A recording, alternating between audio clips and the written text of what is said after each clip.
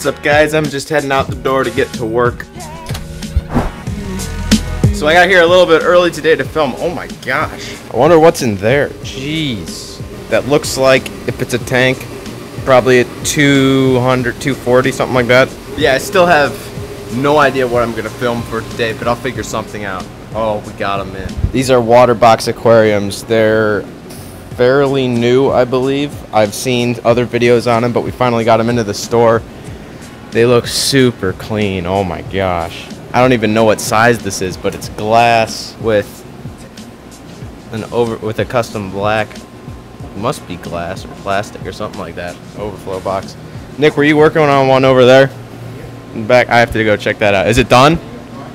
Yeah, is it done? Almost. Alright, so this is one of the ones that we're displaying. We're not going to set it up as like an actual tank with water and everything, at least I don't think so, but it's just kind of a display of what the tanks look like. This is the tank with the overflow, and it goes down into the cabinet. It's all just super clean. Are these all made custom? Pretty much. I mean, most all their sumps are going to be the same, but overflows are going to come in down there. The back of the stand is notched out in a U. It's going to come through the first filter sock, up like a bubble trap, which then forces the water back down into another 7-inch filter sock there. It's got the lower weirs to drain out here, notches out for an emergency overflow. This will be refugium section, tinted glass in the center with a weir section to overflow. Refugium, or the protein skimmer in the back there, throughable bubble trap. This is removable, so if you don't want to run that and you need an extra space for your skimmer. So it's, yeah, you get bigger space. I'm pretty sure that's like tinted tempered glass there in the center, which is nice.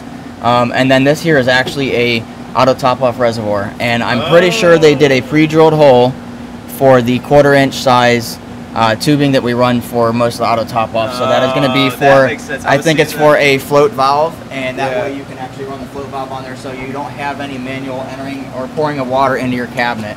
I was seeing it over on another one over there, and I was wondering what it was doing. The nice thing is, the sump and all your wet stuff is contained into one area, and then you're going to have a separate entire section, whether you want to use it for storage or a really nice apex display or anywhere for your equipment controllers and stuff like that. It's going to be really nice to be able to run cords throughout the back or wherever, and it just leaves it vented in some area there. So it kind of separates the water and the wet stuff from your nice equipment. That's awesome. These are like one of the coolest tanks I've ever seen set up. I also redid this seahorse tank the other day, so this is looking pretty clean. Speaking of algae though, I really need to get cleaning the glass on the 500, but it's a huge pain in the butt. Pardon the background noise, but this is what the back of the 500 looks like.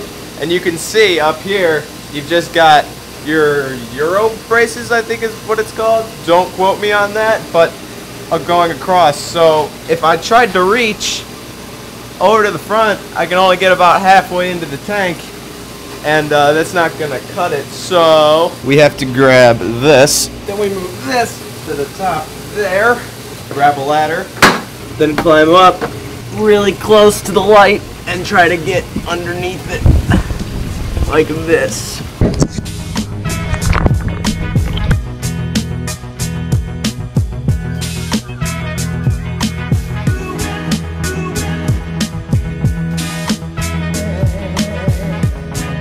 All set. It's amazing how just like scraping the glass, cleaning off all the algae at the water line completely cleans up the tank and makes it look so much better. But you know what, since there's not a whole lot going on today, let's do an update and maybe even the first showcase of this 500-gallon tank.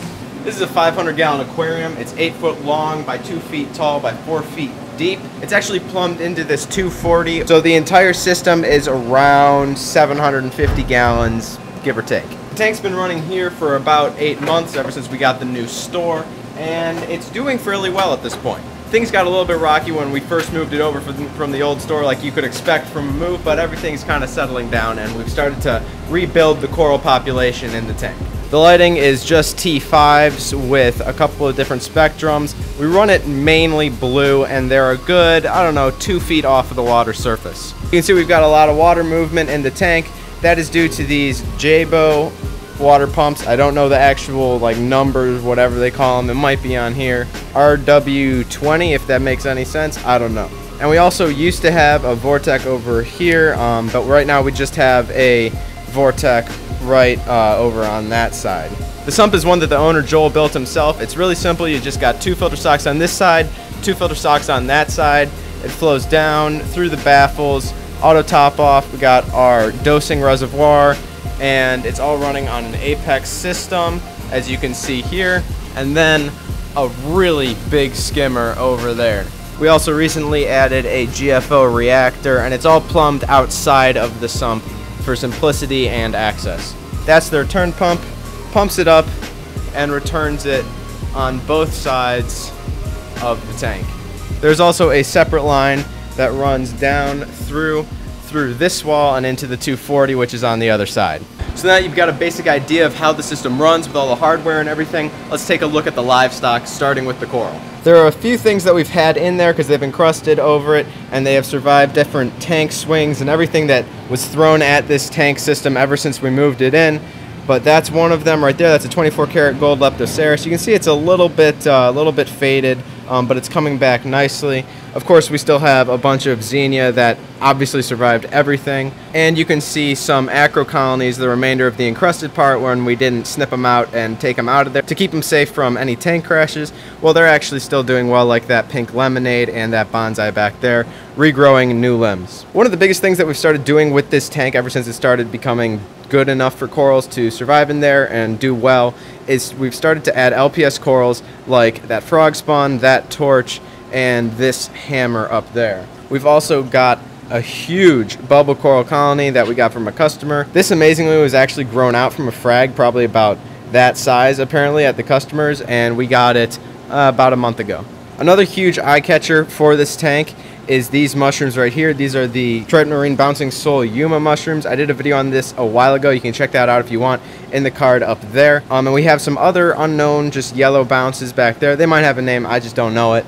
You can see some nuclear green Palithoas and that really cool gold red mushroom colony that we have there. Some bonsais and a Jason Fox blue sponge that I used to know the name of. I'm not sure of it right now. And just some Duncan colonies that are recovering from the swings that we had a little while ago. Now the coral stocking in this tank may not be super exciting at this point, but one of the best parts of this tank is the fish stocking. It's actually really impressive. We've got a number of tangs in the main display as well as the 240, including an Achilles tang, a Flamini tang, and a gem tang. We actually have 2 gem tangs. We have a smaller one in the 240 and we have a big one in this 500. It would take me a long time to name all of the fish species that we have in this tank, so I think it's best just to show you.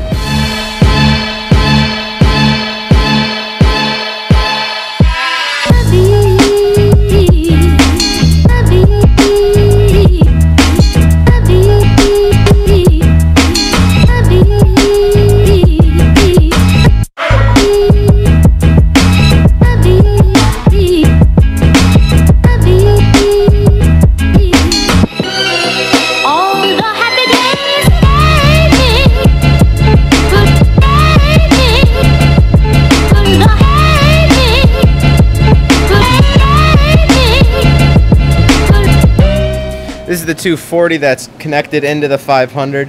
Right now we don't have much in it. We used to have frag racks and everything, but we're going to be redoing it.